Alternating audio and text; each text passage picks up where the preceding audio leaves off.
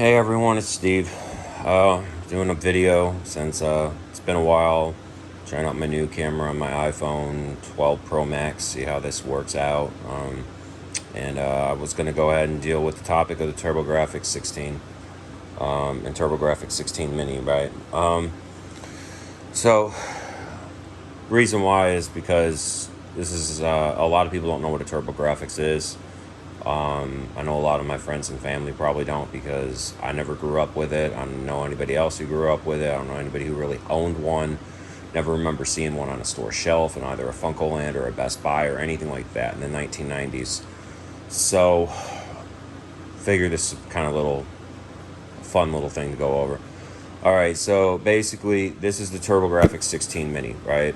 And this came out alongside at the tail end, really, the tail end of the mini craze, which, if you know about, you had the Super Nintendo Mini, the Sega Genesis Mini, the NES Mini, and the PlayStation Classic Mini, or whatever. So, but this is the Turbografx 16 Mini, right? So, they were same concept. It's plug and play. Simply throw an HDMI up to your HD TV.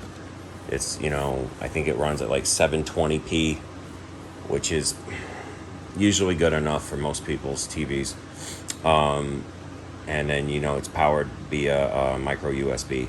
So that's pretty much all it is. Plug and play, pop it in, play the games. And you don't have to worry about fucking with emulators, with ROMs, or trying to get the shit to work on your PC or anything like that.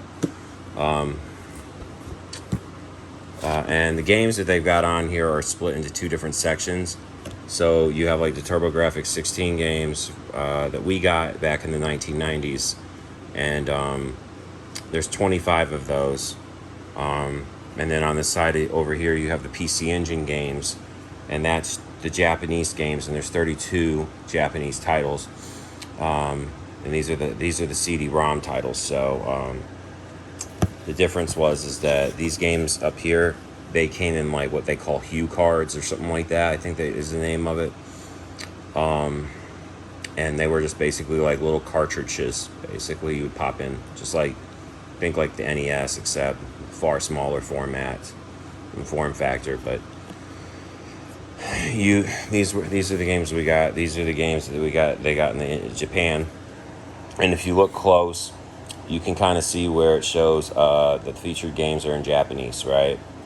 Which is unfortunate because a lot of these games, they were released in Japan, of course, but when they put them over on this system, they didn't hire any translators, so you're going to be getting the games as they were released in Japan, Japanese text and voice acting and all. There's no English. So some of the games like Snatcher, which are heavily text-based, right, are pretty much unplayable without having Japanese, without knowing some Japanese or having like being fluent in it. So a lot of the games you don't need to know Japanese to have fun because they're just like 2D side scrollers or 2D shooters or whatever. They don't have a lot of text or anything in them.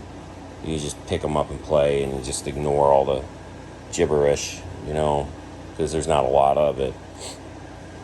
But yeah, some games like Snatcher, which is a legendary Hideo Kojima game, which if you don't know who Hideo Kojima is, he's the guy who created the Metal Gear Solid series and the Metal Gear series, really, for Konami, and this was one of his more critically acclaimed games outside of Metal Gear, Snatcher. So that's unfortunate that they couldn't put the Sega CD version, patch that English translation into it or something, but I guess they didn't want to do that. Bonk's Revenge, which Bonk's is about the closest thing that Turbografx had to official mascot. So kind of like Mario or Sonic. I mean, they just didn't do a good job with advertising. So that, marketing and advertising killed them. Also, the competition between Sega and Nintendo was extremely fierce back in the day, so it was hard to compete.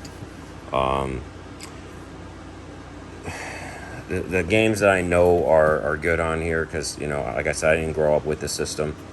But the games I know for a fact that are good, that I've gotten a chance to play, later on in life now, through the Wii Virtual Console, or pretty much the Wii Virtual Console, because we had Turbografx 16 Turbo Duo games released on it, while the while the Wii Shop was, still in service. It's been out of service for quite a few years now. But so this is going to be one of the easier ways of playing some of these games. So, like Alien Crush, right? Really fun little pinball game. It's an alien themed pinball game, and I think it's fun. And it's definitely worth it for that. You got Blazing Lasers, which is a really good shooter. Splatterhouse is another game I've played, that you go around as a Jason Voorhees type character, and you get weapons, and you just beat the bloody hell out of everything. So that's a fun little series, and it continued on the Sega Genesis with Splatterhouse 2 and 3. So people may know about Splatterhouse 2 and 3 because of the being on the Sega Genesis, and not this weird kind of oddball system that came out during the 90s heyday. Lords of Thunder is a really, really good side-scroller horizontal shooter. Has one of the best soundtracks ever in a shooter that I've ever heard. Bomberman 93 is just like any other Bomberman game for the most part, which you can never go wrong with Bomberman. They do sell a multi-tap for this separately. I think Hori makes it. It allows you to like connect up to 5 or 6 controllers or something like that, so you can play multiplayer Bomberman on this if you're willing to invest in the extra controllers and the multi-tap, which can be kind of a pricey proposition. But it's there. You got New Adventure Island, just like all the other Adventure Island games for the most part. Utopia and Utopia 2, which are Zelda clones.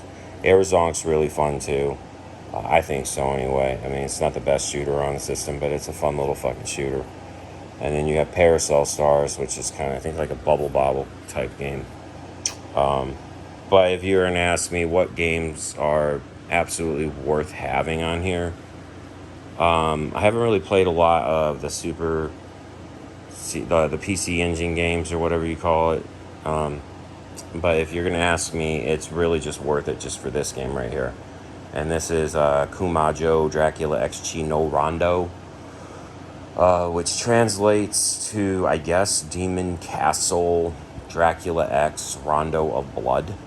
Or as we know it in the West, it's Castlevania Dracula X Rondo of Blood. And this is considered the holy grail of Castlevania games. Often that's what they call this.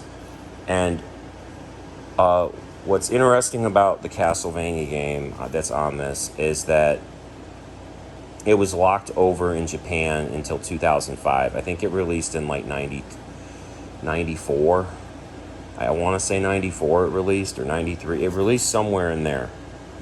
But we didn't get it until 05 when they remade this game for the PlayStation Portable. And then in order to play the unaltered original 2D version, like this version, it was hidden within the remake. So you had to like play through the remake, and you had to find out where you had to unlock it essentially. Symphony of the Night was also hidden in that game as well, so you could unlock both the original Rondo of Blood and the Symphony of Night game for PlayStation. So since they are kind of like sequels to each other, I mean they're interconnected games. We never got Symphony of the Night's prequel, which is this, until then.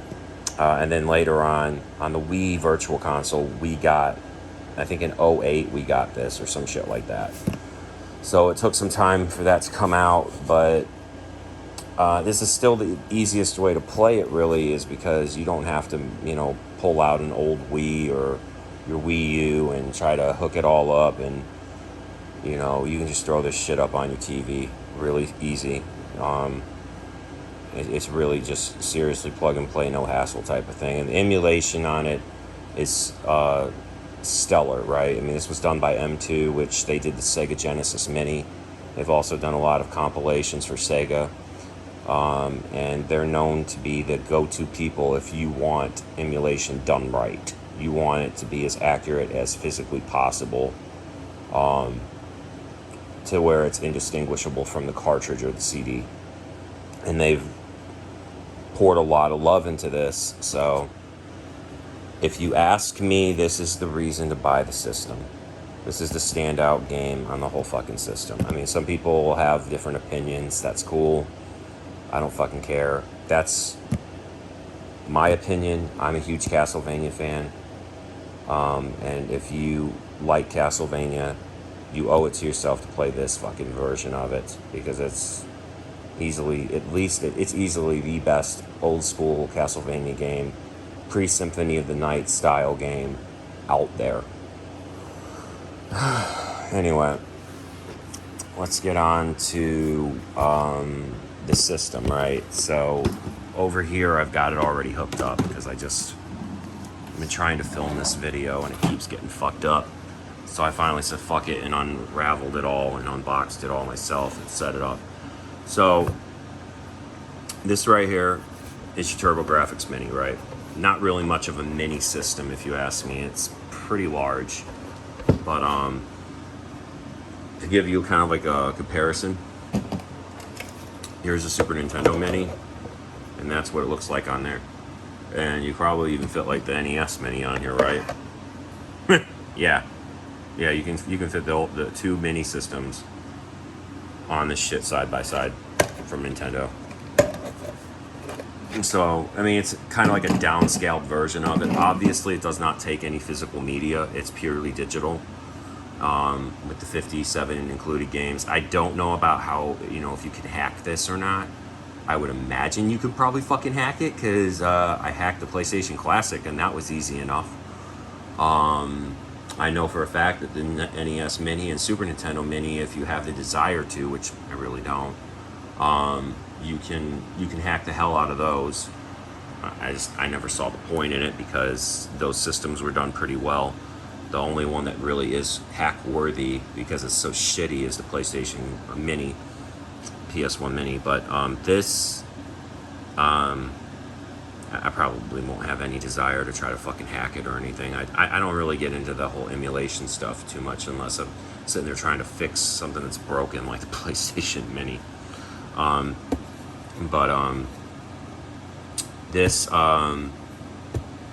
This system, I didn't really get a chance to go into the background on it.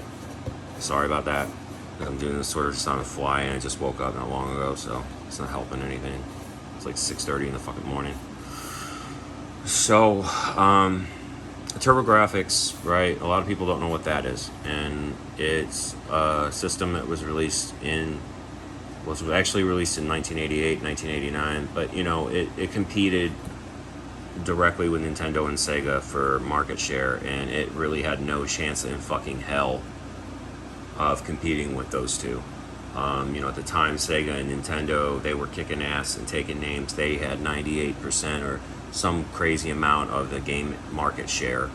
So they were the juggernauts, and you could not compete with them. It's like trying to go up against Apple and Microsoft right now if you're just some startup company. And it's sad in a sense because it's got really good games. They're a little more, I don't know if this is right to say, but I feel like they're more geared toward hardcore gamers. A lot of them are shooters and, like shmups or whatever, shoot 'em up games like Gradius and Galaga, like 88's on there and shit like that. And just all like Lords of Thunder and all those types of shooter games, horizontal and vertical. The problem with that is that they're very hard, right? So it didn't really appeal to the younger generation when we were kids, right? When I was a kid, I didn't want to play some fucking shooter like Defender or something. That shit was hard. I remember playing Gradius and thinking, what the fuck is this? And there's like an R-type game on there and stuff like that. And that shit's really hard, even for me now. So it was more, I think it was more geared toward people who are really into arcade style games, you know, and like maybe a little bit of an older audience or something like that.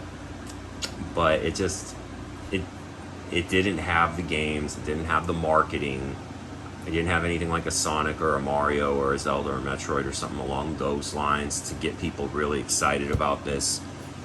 And like I said, a lot of the really stellar games were locked over in Japan, probably because this just wasn't doing well over here on the United States side.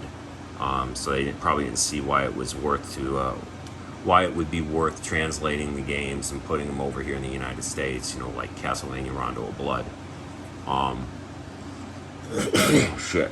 So that's kind of a little history lesson on this, and it's kind of cool that they're really coming back out with this because it gives other gamers a chance to, you know, people who are curious about it. You know, obviously there's a lot of YouTubers out there. You know, I follow some of them because I enjoy watching some of the content and learning about games and things I didn't know about. And in a sense, this is a wonderful little device because it gives you kind of like a chance to discover something new, you know, because a lot of people didn't have this. So there's all these old retro games that we never got to play as kids. So this is going to be the easiest, most cost-efficient way to do it. Most of the games on Turbografx 16 and Turbo Duo are expensive as all dog shit, right? I mean, there's the game on this mini, I forget the name of it, it's a Japanese one. It'll cost you $10,000 just for the used CD. And many of those games on there will cost you $1,000 or more, literally, just to get the used copies. So nobody's got that kind of fucking money to drop into an old 1990s system and buy the games. You'd go broke real fast. I mean, you pretty much have to be like a rich person or well off or something like that in order to, you know, get a Turbografx and like collect the whole goddamn library, or be like a really famous YouTuber who just, you know, people just send their shit to them so they can review it or go over it. Really wish I could get on that bandwagon. But you know, this is the best way to do it. I would recommend it. It's $99. I don't know where you're gonna find it right now. Amazon, eBay. I don't know what the fuck the running price is anymore for these. I know I paid $99 for it because that was what it was retailed at pre-order. Finally getting around to finally playing this shit. I hadn't even touched it. I'm finally just taking it out of the box, getting it, you know, set up. Some of the other things that are interesting about it is, you know, obviously there's, you know, decorative shit, like there's the, you know, the Hue card cartridge slot, but, you know, there's actually no way to, you know, you're not going to be able to fit one in there, and there's no connectors for it, so it's just decorative. And, you know, they actually put like where you would have initially had like a an RF switch, an RF adapter right there, and then you have your channel 3 and 4 switch, even though on the side there, as you can see, there's nothing. You also get this little dust cover that pops off. I'm not going to pop it off, but basically this right here is an extender, and it's just a piece of plastic that's decorative also. But on the original, this was actually an expansion port that allow you to put like your Turbo Duo CD system onto it. It's kind of like, think like a Sega CD, where you would, you know, have your Sega CD go on to the side. This would go on to the back. But obviously that there's, you know, it's just there for decorative purposes. This dust cover is really only good for wiring, you know, for shit. Just drop something.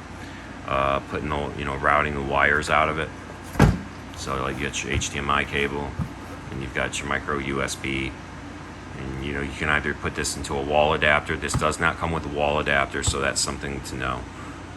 So if you need a wall adapter, you're gonna have to buy one separately, but I have like 15 of them, so I mean, if somebody needs a fucking wall adapter, I've got tons of fucking discarded plastic just pretty much laying around, because I don't like to get rid of cables and adapters, and I never know when I'm gonna fucking need something, or when someone else is going to need something. So I keep everything when it comes to cables and adapters and stuff. But they don't have one, so you can just like hook. I've got mine hooked up to the USB port on the side of my TV. Other things to go on about the system. Oh, the controller. The controller is really nice. Okay, so here's the controller. What's even more nice about it is look at all this cord. That's a lot. It's like an 8 or 10 foot cord or some shit like that, right? That's going to be plenty of cord to extend, like if you sit as far back as I do from my TV, although I know I've got this like right up. But you know, ideally if it's in my TV stand, I could pull this out and I could comfortably play it from where I'm sitting right now. So I think that's really cool because most of the mini consoles only have 3 to 6 foot cables. Most of them I think it's only like 3 feet long. The fuckers are, you got to be like tethered to the system damn near like right up on it, because you don't have a lot of you don't have all this wire.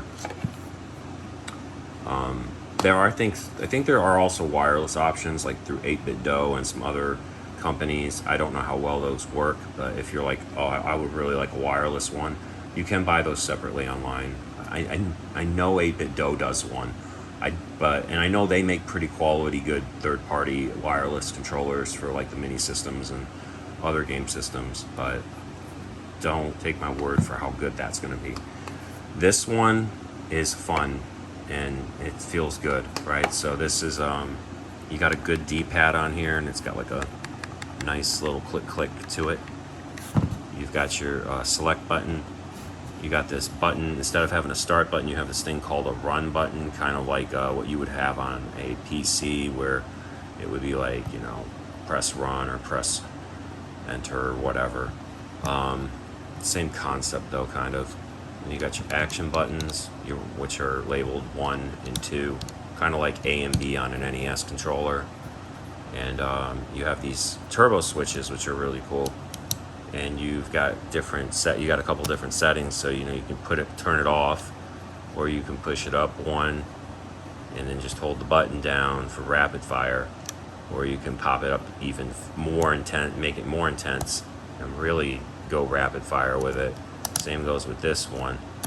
What's cool about the switches is a lot of first-party controllers back in the day, and they never came with turbo switches or turbo buttons on them. You had to usually buy a third-party controller or something along those lines, and those were always kind of sketchy on quality. You know, Turbografx, actually the official controller came with the shooter's buttons, and it's probably because they knew they were going to do a lot of arcade-style games like the shmups and stuff. So these are really good for like if you're playing those types of shmups and you don't want to just sit there and, you know, hammer on the button while you're fucking shooting your spaceship shooting crap. But yeah, I mean, it's made good. It's got a good solid quality build to it from the feels of it. It's, you know, you got your little Konami logo on the back here. But yeah, it's really good. But yeah, that's the Turbografx 16 Mini.